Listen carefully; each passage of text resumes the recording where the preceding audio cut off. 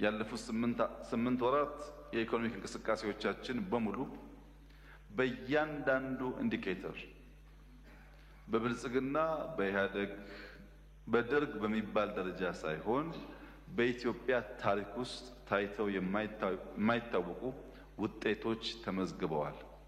በድምሩ በዚህ ዓመት ኢትዮጵያ ከ7.7 ሚሊዮን ሄክታር ያላነሰ በስንዴ ሰብል የሸፈነች ሲሆን ከዚህም ከ300 ሚሊዮን ኩንታል ያላነሰ ምርት ይጠበቃል። ይሄን ሴክተሩን ለሚያውቁ ሰዎች ስንዴ ከውጭ ማስገባት የለባትም ኢትዮጵያ ማምረት አለባት ብለው ለወሰኑ ሰዎች እንደ ተአምር ሊወሰድ ይችላል።